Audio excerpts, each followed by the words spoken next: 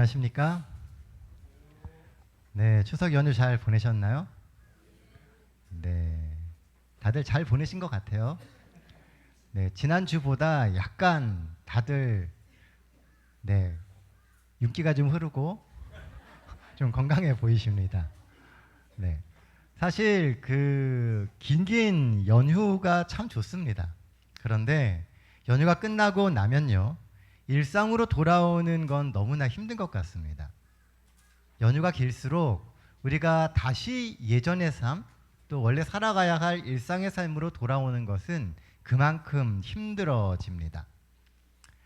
새롭게 시작되는 일상 속에서 우리가 늘 해왔듯이 하나님과 함께하는 그런 삶을 잘 유지하실 수 있게 되기를 간절히 바랍니다. 얼마 전에 이 엘리베이터와 계단을 비교하면서 우리의 신앙에 대하여 설명을 하는 한 글을 제가 읽은 적이 있습니다. 내용은 이렇습니다. 네, 엘리베이터는 내 힘이 필요가 없습니다. 그런데 편리해요. 반면에 건강에는 좋지가 않습니다. 그리고 불이 났을 때는 사용할 수가 없어요. 반면에 계단은 내 힘이 필요합니다. 그래서 좀 불편하고 또 힘이 듭니다. 그렇지만 건강에는 매우 유익한 것이 계단입니다. 그리고 결정적으로 계단은 불이 났을 때 대피를 할 수가 있습니다. 우리는 신앙의 편리성이 있는 시대를 살아갑니다. 예전에 신앙을 하시던 분에 비해서 현대를 살고 있는 우리는 굉장히 편리하게 신앙을 할 수가 있어요. 핸드폰 검색만으로도 수많은 설교들과 또 성경의 이야기를 들을 수 있고요. 또 우리가 조금만 눈을 돌리면 우리 주변에는 정말 말씀이 넘쳐나서 문제지, 중요한 건 그걸 듣지 않는 게 문제죠. 말씀이 없는 시대가 아니라는 겁니다. 마치 엘리베이터가 집 앞까지 우리를 데려다 주는 것처럼 우리는 매우 편리한 신앙생활을 하고 있습니다. 분명 편리하고 요긴하긴 하지만요, 엘리베이터처럼 그것이 건강에 큰 도움을 주지 않는다라고 하는 것을 우리가 알고 있습니다. 힘들고 불편해도 계단을 이용하는 것이 건강한 몸을 유지하기 위해서는 훨씬 더 좋습니다. 그리고 결정적으로 이게 제일 중요한 부분입니다. 불이 났을 때 엘리베이터는 무용지물이 돼요. 우리의 삶이 위기에 처했을 때 정작 편리했던 그 모든 신앙생활이 우리의 삶을 그 위기에서 건져내는 데에는 아무런 도움을 주지 못하게 된다는 겁니다. 좀 불편해 보였던 그 계단만이 대피로가 되어주는 것처럼 우리의 신앙생활도 좀 불편하더라도 하나님과 내가 만나고 내가 하나님의 말씀을 읽고 내가 하나님을 찾는 그런 경험들이 있게 될 때 그것이 우리 신앙을 지켜줄 수 있게 됩니다. 그러니 조금 불편하더라도요, 계단 신앙과 같은 신앙을 하시면 어떨까요? 디지털의 편리함을 잠시 내려놓고 조금 불편하더라도요, 아날로그 형식으로 사람을 만나고 때때로 전화도 하고 편지도 쓰고 하면서 누군가를 만나는 것이 매우 중요한 것 같습니다. 누가 대신해주는 그런 신앙생활이 아니라 나의 헌신과 나의 참여로 함께 우리가 만들어가는 동탄 새하늘교회가 되면 더 좋을 것 같습니다. 오늘 우리가 함께 나누게 될 말씀은요, 사사기 2장 16절로 17절에 있는 말씀입니다. 구약성경 사사기 2장 16절로 17절에 있는 말씀 읽도록 하겠습니다. 말씀의 제목은 세상의 세뇌되다입니다. 우리 한 절씩 번갈아 가면서 읽겠습니다. 16절 말씀입니다. 여호와께서 사사들을 세우사 노략자의 손에서 그들을 구원하게 하셨으나 그들이 그 사사들에게도 순종하지 아니하고 오히려 다른 신들을 따라가 음행하며 그들에게 절하고 여호와의 명령을 순종하던 그들의 조상들이 행하던 길에서 속히 치우쳐 떠나서 그와 같이 행하지 아니하였더라. 네, 감사합니다. 본문이 주는 첫 번째 기별은요, 타락하는 삶에 저항하라라고 하는 것입니다. 자, 17절 말씀입니다. 그들이 그 사사들에게도 순종하지 아니하고 여호와의 명령을 순종하던 그들의 조상들이 행하던 길에서 속히 치우쳐 떠나서 그와 같이 행하지 아니하였더라. 하나님은 이 타락해가는 이스라엘 백성들을 위해서 사사를 주셨습니다. 사사로 번역된 히브리어는요, 이 사파트라고 하는 단어입니다. 그런데 그 뜻이 뭐냐 하면 심판하다, 판결을 선고하다, 재판하다라고 하는 뜻이 있어요. 그래서 킹제임스 한글판 성경은 이 사사기를 뭐라고 제목을 하고 있냐면 판관기라고 기록을 합니다. 재판관기 뭐 이렇게 쓰고 있어요. 우리가 알고 있는 그 사사는 성경이 말하는 사사적인 단어적인 의미는 판단하는 사람, 재판하는 사람이라고 하는 의미라는 것입니다. 이 말처럼 사사란 이스라엘이 가나안을 차지해서 정복하던 그때부터 왕정체제가 성립되기 그 전까지의 기간 동안에 하나님의 뜻을 전달하는 대리자였습니다. 하나님과 사람들 사이에서 하나님의 뜻을 전달해주는 역할을 했던 사람들이 사사였다는 것이죠. 그래서 이스라엘을 다스리기도 했고 재판을 베풀기도 했으며 대적들의 위험으로부터 백성들을 보호했던 정치적, 군사적 지도자가 바로 사사였습니다. 하나님은 계속해서 사사들을 보내세요. 그래서 이스라엘 백성들을 지켜주시고 깨닫게 하시고 이스라엘 백성들이 어떤 삶을 살아야 되는지에 대해서 끊임없이 이야기를 해주셨습니다. 반면에 이스라엘 백성들은요, 그 하나님을 계속 멀리합니다. 하나님이 약속하신 약속의 땅 가나안에 들어갔는데 정작 그들의 삶은 하나님께로부터 점점 멀어진다는 거예요. 근데 성경을 보면요, 굉장히 좀 재미있으면서도 안타까운 이야기가 하나 있습니다. 우리는 구약 성경 그러면 무서운 하나님을 기억해요. 죄면 벌하시는 하나님을 기억하죠. 하나님이 즉각 심판을 하실 때는 이스라엘 백성들이 하나님을 두려워하며 말을 참 잘 들었습니다. 그런데 희한하게요, 하나님이 오래 참으시고 심판하지 않으시고 사랑으로 감싸주시면 어떻게 돼요? 하나님께로부터 점점 멀어지는 겁니다. 어찌 보면 이 이스라엘 백성들이 하나님을 좀 우습게 여기는 것 같아요. 내가 내 맘대로 살아도 하나님을 멀리 떠나가도 하나님이 나를 심판하지 않으시니 내가 내 맘대로 내가 원하는 대로 좀 살아도 되겠다라고 하는 생각을 갖는 것처럼 보인다는 것이죠. 방금 읽은 17절 말씀에 보면은요, 속히 치우쳐 떠나서라고 하는 표현이 나옵니다. 이스라엘 백성들이 속히 치우쳐서 떠났다라고 이야기를 해요. 이것은 의미하는 바가 굉장히 큽니다. 40년의 광야 생활을 통해서 이스라엘 백성들이 철저히 깨닫고 만났던 그 하나님을 속히 떠났다는 거예요. 속히란 얘기가 어떤 의미입니까? 아주 빨리 떠났다는 겁니다. 아주 의도적으로 그들이 하나님을 떠나고자 하는 삶을 살았다라고 이야기하는 겁니다. 좀 이상하죠? 40년간 그들의 삶 속에서 너무나 익숙했던 그 하나님을 너무나 빨리 잊어버리게 되었다는 거예요. 이 말씀을 오늘 말씀을 묵상하면서요, 왜 이 가나안의 이스라엘 백성들이 하나님을 속히 떠났을까라고 하는 의문이 들었습니다. 저는 그 이유가 세상에 저항하지 않는 삶을 살았기 때문이다라고 생각을 하게 되었습니다. 그냥 흘러가는 대로 사는 거예요. 내 삶의 환경이 만들어지는 대로, 그 상황이 만들어지는 그대로 살아가다 보니까 그들의 삶이 속히 하나님을 떠나가게 되었다는 것입니다. 우리가 흘러가는 대로 살면은요, 하나님이 원하시는 삶을 우리가 살아갈 수가 없습니다.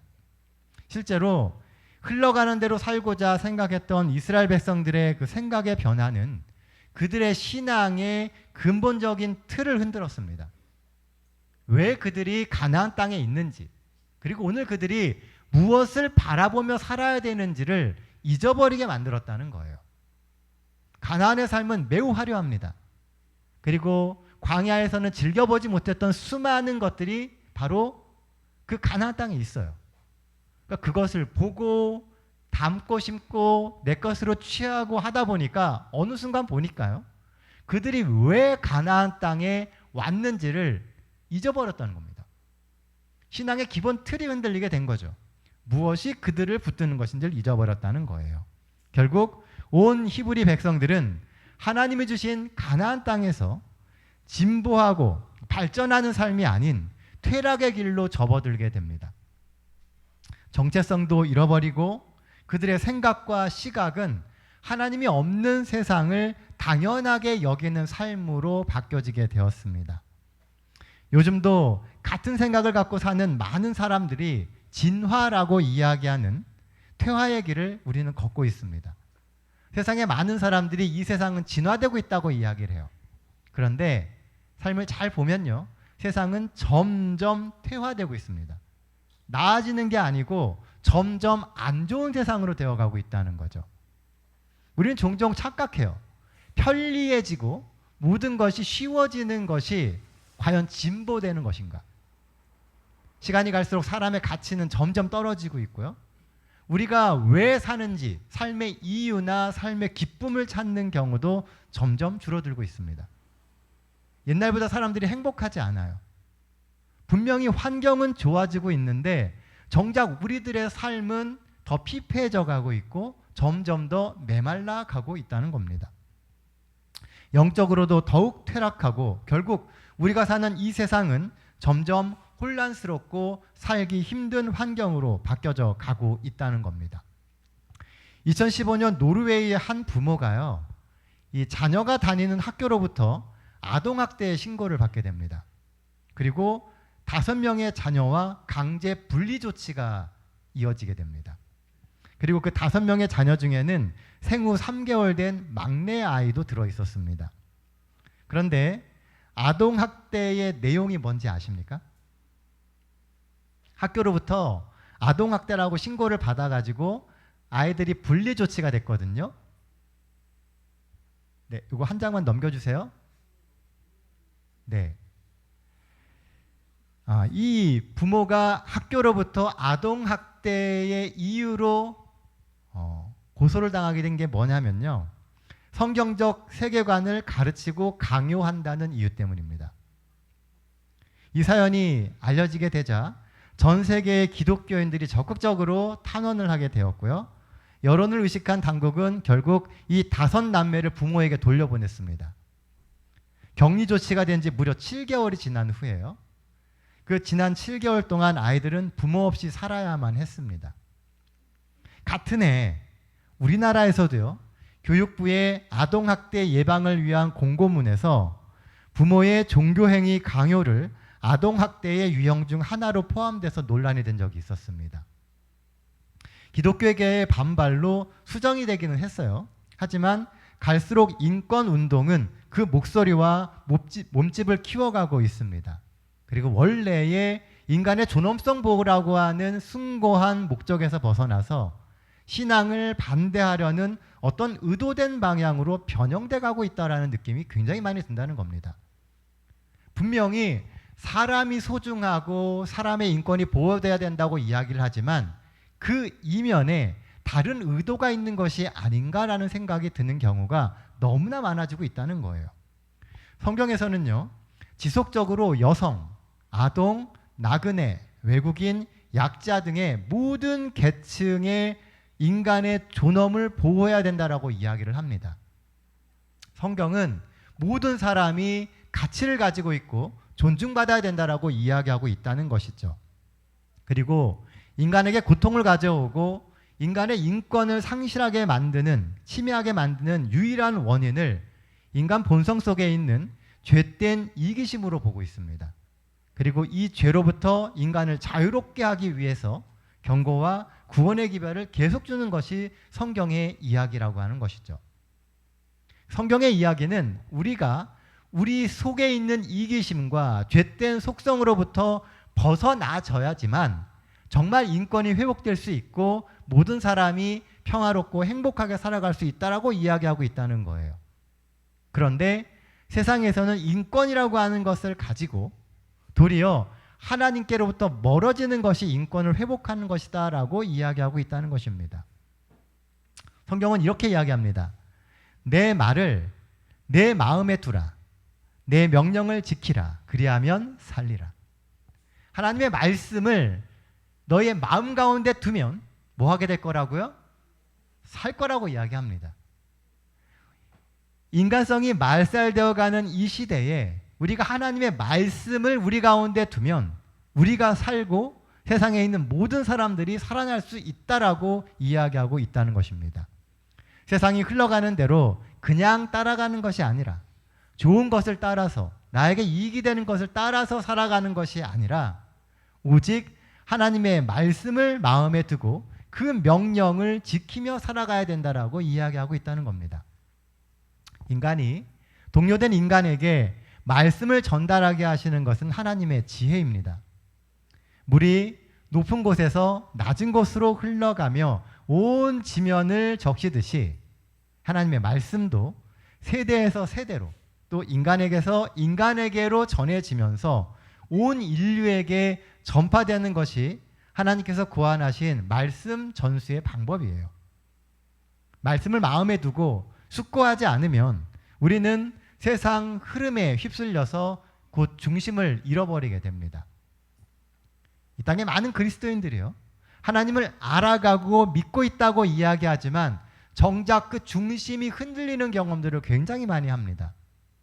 우리가 오랜 시간 동안 받은 교육이 우리의 믿음의 그 근본을 흔드는 교육들을 계속하고 있다는 거예요. 그래서 우리가 이 순간 하나님의 말씀을 더욱 붙잡지 않으면, 그 말씀을 마음에 심지 않으면 우리도 모르는 사이에 세상에 휩쓸려서 우리도 모르는 세상의 신들을 섬기며 살아가게 된다는 겁니다. 우리가 아니라고 이야기하지만 우리의 삶 속에서는 너무나 자주 그런 현상들이 나타나고 있다는 것입니다. 우리의 주변을 보면요, 가족들, 친척들의 신앙을 붙들기 위해서 정말 열심히 노력하는 많은 분들이 계십니다. 바쁜 시간이지만 아침마다 출근하는 가족들을 붙잡고 하나하나 붙들고요, 같이 기도하는 성도들도 계시고, 함께 기도력을 읽으며 하루의 신앙의 결심을 나누는 가정들도 있습니다.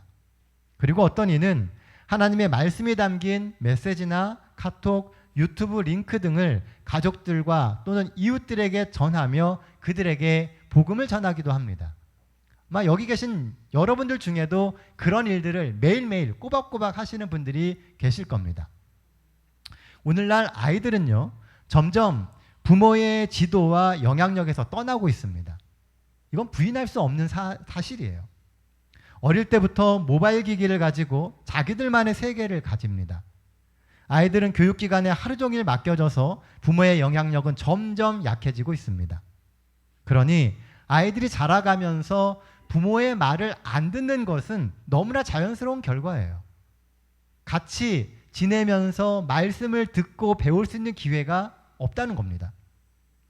사단의 사상이 들어간 교과서, 영상, 미디어 콘텐츠들이 아이들의 마음을 점령하고 있습니다. 그래서 거기서 주는 내용은 단 한 가지입니다. 내 인생은 내 것이며 아무도 간섭할 수 없다는 거예요. 내 인생의 주체는 나라고 계속 이야기를 하는 겁니다. 그리고 그런 사상이 지금은 뼛속까지 물들어 있게 됩니다. 생명의 말씀은 뿌려질 기회도 없고 뒤늦게 뿌려지더라도 이미 점령된 아이들의 마음은 완고하게 그것을 거부합니다. 성경, 기독교인들에 대한 그런 편견들이 깊어져서 그들의 신앙이 망가지고 뿌리채 뽑혀지고 있는 것이 현실입니다. 사랑하는 성도 여러분, 그럼 우리는 이런 현실 가운데서 무엇을 해야 합니까? 세상이 다 그러니 뭘 해도 안 되니 두 손 두 발 다 놓고 그냥 포기하며 살아야 합니까? 당연히 아니겠죠. 하나님의 말씀을 붙들고 세상에 저항하며 사는 사람들을 만들어내야 됩니다. 우리가 말씀을 듣고 말씀을 가지고 있으면 그 말씀을 붙들고 세상에 저항할 수 있어야 한다는 것입니다. 그러려면 환경을 바꿔야 돼요. 내가 살아가고 있는 내 삶의 주변의 환경들을 조금씩 바꿔나가게 될 때 자연스럽게 바뀌어진 그 환경의 영향을 내가 다시 받을 수 있게 되는 겁니다. 지금 세상이 이런 모양으로 흘러가는 이유는 세상의 환경이 그렇게 만들어졌기 때문입니다. 떨어지는 한 방울의 물이 바위를 뚫는다고 이야기하죠. 처음에 떨어지는 한 방울의 물은요, 흔적조차 남기지 못합니다.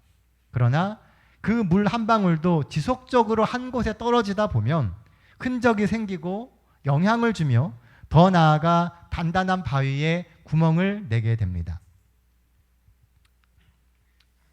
그러니 포기하지 말고 오늘 타락하는 시대에 저항하며 믿음으로 살아가십시오. 시류를 따라서 속히 하나님을 떠나지 않도록 어떻게든 믿음의 발버둥을 쳐야 합니다. 하나님을 붙들고 늘어져서 어떻게 해서든지 지금 우리가 지키고 있는 이 믿음의 자리를 끝까지 지켜내야 하지 않겠습니까? 이 일을 위하여 함께 기도하며 힘을 모으는 우리 동탄 새하늘교회가 되길 간절히 바랍니다. 자, 그런 의미에서 우리가 할 수 있는 일은요, 말씀을 가을 낙엽처럼 뿌리는 것입니다. 환경을 바꾸는 거예요. 16절 말씀입니다. 여호와께서 사사들을 세우사 노략자의 손에서 그들을 구원하게 하셨으니. 이스라엘 백성들은 지속적으로 하나님을 떠나갑니다. 그런데 하나님은 계속 누구를 보내요? 사사를 보내십니다. 하나님의 말씀을 전해줄 수 있는 사람들을 계속 이스라엘에다가 보내셨다는 거예요. 듣든지 듣지 않든지 지속적으로 사사가 가서 말씀을 전하고 그들을 위하여 싸워주기도 하고 옳음과 그름을 판단해주기도 하면서 하나님이 여전히 그들을 신경 쓰고 계시고 그들을 보호하고 계시고 그들을 지켜보신다라고 하는 것을 계속 이야기해 줬다는 것입니다. 어찌 보면 매우 무모하고 의미 없는 시도처럼 보입니다. 그러나 그 변함없는 하나님의 사랑의 표현이 이스라엘을 지탱하는 믿음의 버팀목이 된 것입니다. 세상에는요, 허비되는 사랑은 없습니다. 열심히 사랑을 뿌리면 언젠가 그 사랑이 싹을 틔우게 되고 아름다운 열매를 맺습니다. 복음을 전하는 우리의 자세도 마치 이와 같아야 합니다. 화인여사도 마지막 시대를 사는 우리에게 비슷한 권면을 주십니다. 출판물을 증가시켜 가을 낙엽처럼 뿌려야 한다. 이 무언의 사자들은 모든 나라와 지방에서 수많은 사람들의 마음을 개발하고 형성시키고 있다. 하나님 주신 그 말씀이 무언의 사자가 되어서 사람들의 마음을 개발시키고 형성하는 일을 하고 있다는 것입니다. 비록 오늘날 세상은 아주 빠르게 바뀌고 있지만 복음이 여러 경로를 통하여 낙엽처럼 뿌려져야 한다는 선지자의 말씀은 변함이 없습니다. 환경을 바꾸려면 지속적으로 복음을 뿌려서 어느 곳에서나 하나님의 말씀을 접할 수 있게 만들어야 합니다. 우리의 자녀들이, 우리의 가족들이, 우리의 이웃들이 정말 하나님을 믿는 삶을 살았으면 좋겠다라는 생각이 드신다면요, 그들의 주변 환경을 바꿔주어야 한다는 겁니다. 미국의 한 자동차 판매원은요, 자신의 모든 고객들에게 1년에 12번씩 안부 편지를 보냈다고 합니다. 그가 여느 때와 같이 사무실에서 고객들에게 편지를 쓰는 모습을 본 동료가 그에게 이렇게 이야기를 했습니다. 아니, 차를 한번 사면 최소 10년을 탈 텐데 그렇게까지 신경을 쓸 필요가 있나? 라고 얘기를 하는 겁니다. 차를 샀잖아요? 10년 동안은 차를 안 바꿀 거 아닙니까? 근데 그 사람에게 뭐하러 편지를 하느냐는 거예요. 나라면 그 시간에 새로운 고객을 찾겠네 라고 이야기를 했습니다. 얼핏 들으면 맞는 말처럼 보입니다. 그러자 편지를 쓰던 그 판매원이 이렇게 대답했습니다. 놀이동산에서 재밌는 놀이기구는 다음에 오면 반드시 또 타듯이 나에게 차를 구입해 만족한 고객은 언제든 나를 찾아올 수 있게 해주는 것이네.